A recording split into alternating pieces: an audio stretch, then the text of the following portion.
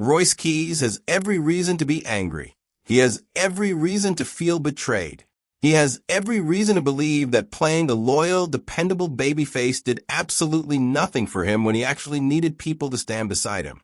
The Bloodline left him beaten and bloody, Jacob betrayed him, and when Royce was in a position where he needed somebody to step forward and have his back, nobody came running. That kind of situation can change a person, especially in professional wrestling, where loyalty and betrayal are often the difference between surviving and getting destroyed. The important thing about this story is that Royce did not simply wake up one morning and decide that he wanted to be a villain. His circumstances pushed him toward it. Every betrayal added another layer to his anger. Every time somebody failed to help him, it reinforced the idea that he could only depend on himself. And eventually, when a wrestler reaches that point, the question is no longer whether they will turn heel. The question becomes what they're going to do with all of that anger once they finally stop trying to be the person everyone expects them to be. That is why the reunion with OTM makes so much sense. Royce being reunited with OTM immediately changes the entire presentation around him. Instead of looking like a wrestler who is simply angry because things have not gone his way, he suddenly looks like somebody who has found a group that understands exactly what he is feeling. OTM already has the presence of a dangerous faction, and adding Royce Keys into that environment makes the group feel even more threatening. It is not just about putting several wrestlers together and calling them a faction. It is about creating an atmosphere where every member feels like they have something to prove. Royce now has people around him who can help turn his frustration into something much more dangerous. And that is exactly what a good heel turn should accomplish. The best heel characters are not necessarily evil for the sake of being evil. The best heels often believe that they are justified. They believe the world treated them unfairly, so they stopped caring about playing by the rules. They believe everybody else betrayed them first, so they have no reason to show loyalty anymore. They believe that being nice got them nowhere, and now they are willing to do whatever it takes to get what they want. Royce Keys can become that kind of heel. He does not need to walk around acting like a cartoon villain. He does not need to constantly scream about how evil he is. He does not need to explain himself every single week. His history can do most of the talking for him. The audience already knows what happened to him. They already saw him get beaten down. They already saw the betrayal. They already know that when Royce needed people, they were not there. Now they get to see what happens when Royce decides he does not need anyone except the people standing beside him. That makes his heel turn feel natural. It also makes the character much more interesting because Royce is no longer simply fighting opponents. He is fighting the idea that he needs to be accepted by the people who rejected him. He can become obsessed with proving that everybody who abandoned him made a huge mistake. Imagine the kind of promos that could come out of this story. Royce could stand in the ring and explain that everybody keeps calling him a villain, but nobody wants to talk about who created the villain in the first place.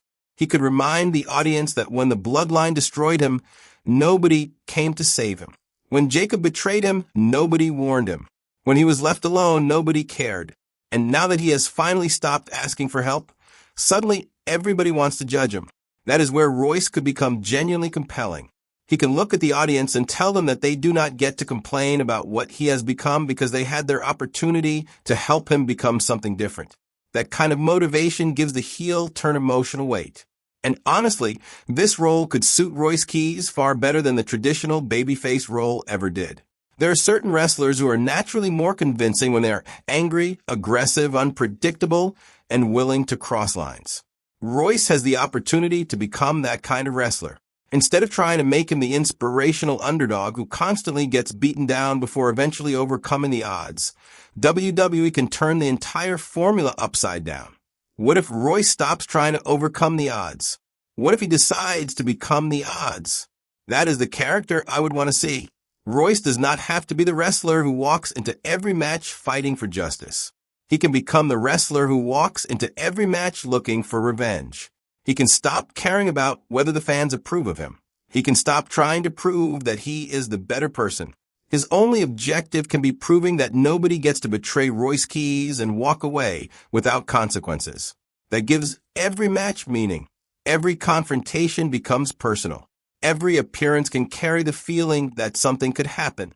And having OTM beside him makes that even more believable because Royce is no longer alone. He has found his new family. But this family is not built around trust and friendship in the traditional sense. It is built around mutual resentment, ambition, power, and the belief that the wrestling world owes them something. That could create a monster heel faction if WWE commits to the idea. But there is another major storyline developing in WWE that could eventually intersect with this entire situation, and that is the potential return of The Rock. For a long time, the relationship between The Rock and Roman Reigns has been one of the biggest stories WWE has had available. Their connection through the Anoa'i family gives the rivalry an additional layer that goes beyond championship matches. Roman Reigns spent years establishing himself as the head of a table, the leader of the Bloodline, and arguably the most powerful figure in WWE. The Rock represents something completely different. He is one of the biggest stars WWE has ever produced. He has enormous history with the company, enormous credibility, and a presence that immediately changes the atmosphere whenever he appears. The idea of The Rock eventually returning for another face-to-face confrontation with Roman Reigns is therefore incredibly easy to imagine. And now that the discussion around The Rock returning to WWE has started heating up again, the possibility of another major confrontation becomes even more interesting. The fact that Roman Reigns and The Rock have already appeared together in promotional material and posters only adds more fuel to the speculation. It does not automatically guarantee that a match is happening because WWE promotional material can be used for many reasons, but it certainly keeps the possibility alive. If WWE eventually decides to build toward Rock versus Roman Reigns at WrestleMania, the story could be enormous. But the question is how Royce Keys fits into this larger picture. Because if Royce is now aligned with OTM and positioned as a dangerous heel, WWE has the opportunity to create multiple layers of conflict around the Bloodline universe. The Bloodline has always been more than just a wrestling faction. It has become a massive storyline involving family, loyalty, power, betrayal, and the struggle for control. Royce's story fits naturally into those themes. He was betrayed. He was abandoned. He was beaten down. And now he has decided that loyalty means nothing unless it benefits him. That puts Royce on an interesting collision course with anybody connected to the Bloodline. If Roman Reigns eventually becomes involved in the situation, Royce could become an unpredictable variable. He does not necessarily have to be Roman's ally or The Rock's ally. In fact, it would be much more interesting if Royce refused to take anybody's side. Royce could look at Roman Reigns and see the person who represents everything he hates about the wrestling world. A powerful leader surrounded by people who follow him because of his status. A man who has built an empire around loyalty, while Royce believes loyalty is exactly what failed him. That creates a natural philosophical conflict. Roman says he built the Bloodline to protect his people. Royce says the Bloodline destroyed him and nobody protected him. That is a story. And then The Rock enters the equation. The Rock does not necessarily have to be directly connected to Royce for the story to work. His presence alone changes the hierarchy. If The Rock comes back and confronts Roman Reigns, the entire WWE landscape shifts because everybody starts wondering who truly deserves the position at the top. Roman wants to prove that he is still the tribal chief. The Rock can return as the legendary family member who refuses to accept Roman's claim to power. And somewhere in the middle, Royce Keys can be building his own empire with OTM. That could eventually create a situation where WWE has multiple powerful factions and personalities all fighting for control. And that is where Royce's heel turn becomes much more valuable. He does not have to immediately become the biggest star in the story. He simply needs to become the unpredictable threat that nobody can completely control. Imagine Roman Reigns addressing the WWE Universe and talking about the future of his family, only for Royce Keys and OTM to interrupt. Royce does not come out asking for a match. He does not come out asking for an opportunity.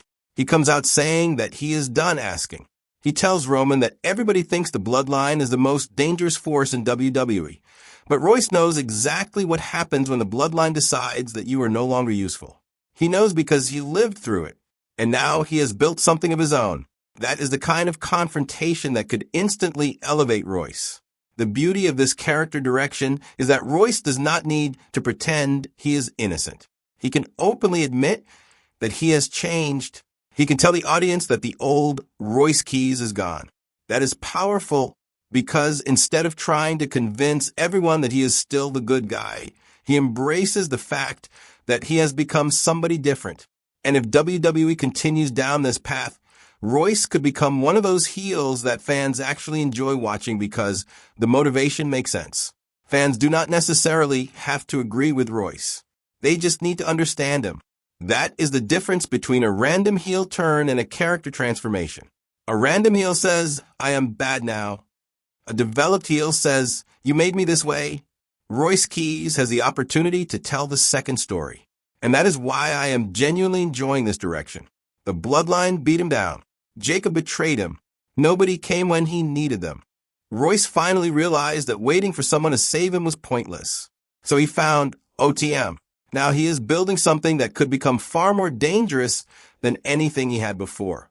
And if WWE plays this correctly, Royce does not need to be redeemed anytime soon. Let him be angry. Let him be ruthless. Let him make bad decisions. Let him cross the line. Let the audience slowly realize that the wrestler they once wanted to see succeed has become somebody they are now afraid to see coming down the aisle. That is what makes a heel turn memorable. And if The Rock really does return and eventually comes face-to-face with Roman Reigns again, WWE will have another massive storyline ready to explode. Roman Reigns versus The Rock has the history, the family connection, the star power, and the WrestleMania potential. Royce Keys versus the people who betrayed him has the emotion. OTM gives him the dangerous faction. And if WWE connects these stories carefully, they could create a much larger bloodline-related universe where every character has their own motivation. The most important thing is that WWE should not rush Royce.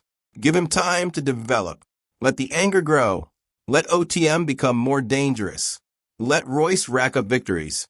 Let him make enemies. And most importantly, let him believe that everything he is doing is justified, because that is where the character becomes interesting. Royce Keys does not need to be the heel who simply wants to destroy everybody. He can be the man who believes everybody else destroyed him first, and now he is simply returning the favor. That is a much more compelling character. So while fans continue to speculate about The Rock coming back, Roman Reigns potentially getting another WrestleMania spotlight, and what the future of the Bloodline could look like, Royce Keys might quietly be building something just as important. The Bloodline may have created the problem. Jacob's betrayal may have pushed him over the edge. But Royce Keys made the final decision. He chose OTM. He chose the dark side. And now the WWE Universe gets to find out just how dangerous Royce Keys can become when he finally stops caring about being loved. Maybe the old Royce Keys wanted respect. Maybe he wanted loyalty. Maybe he wanted people to stand beside him. The new Royce Keys wants something completely different. He wants everyone who abandoned him to regret it. And if WWE gives him the opportunity to follow that motivation all the way to WrestleMania season, this heel turn could end up being much bigger than anyone expected. Because sometimes the most dangerous villain is not the person who has always been evil. It is the person who used to believe in everybody else, only to discover that nobody believed in him. Royce Keys has now reached that point. And judging by what we have seen so far, he looks completely comfortable there.